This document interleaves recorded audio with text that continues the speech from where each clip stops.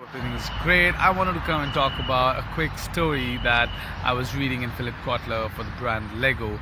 In the year 2003-2004, they were actually losing a lot of money, about $300 million a year, and they desperately had to figure out what was going wrong, and they wanted to fix that so that they could make money. And today, in 2018-2019, we know that Lego has come out of that ditch, and they created to an extent they created their own Lego movie, and they ventured out in different areas. So I think this is where it all started, when they realized the business was kind of dropping down, and they realized that their philosophy of keeping it simple was actually the one that was sort of not working for them in their favor. And it's not like they moved out of that philosophy. They actually took that philosophy and tried to work with it and move with the trend and try to evolve it in different shapes and forms. So they realized that their basic structures, which were coming up with a big brick, like a box of bricks with zero or few instructions, was actually the thing that wasn't working in their favor. So, and they realized that they had to. There was way too many distractions in 2004. Kids had the internet, had the video games, and a million other things that got people excited, and a box of brick was not cutting it anymore.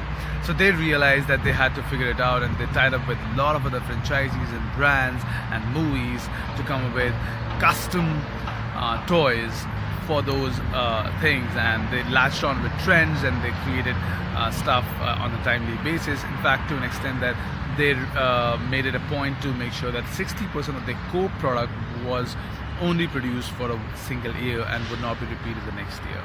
So they really did kind of got on with the trend, and that really helped in their sales. And kids could the fanciest thing that kids could make previously would be probably an ambulance or a bus. Now kids were making Death Stars, right? So they really kind of pushed the needle there. And the other thing that they also did was they identified that there were a lot of adults who were Lego fans, and they wanted to do something for them. So one of the things that actually they did was they tied up with MIT, which is Massachusetts Institute of Technology, and they created custom 3D models, and which people could build on computer, and they could download, and then the order they would actually build their own that 3D model, and they could just order the custom one from Lego, and they would get it, and they can actually build it physically. And they also created a lot of communities, and people created a lot of communities, and they fueled all these online conversations around Lego. And I think these were some of the things that they realized, that how the market has changed, and how they could latch on to the new opportunities, and how a brand which is a cult brand was dying, decided and figured out ways to revive and again come out and come back positive than ever. And today we know Lego as a brand has the multiple franchises. They have the toys, they have the movies, and ties and the sponsorships and tie-ups that they keep on doing.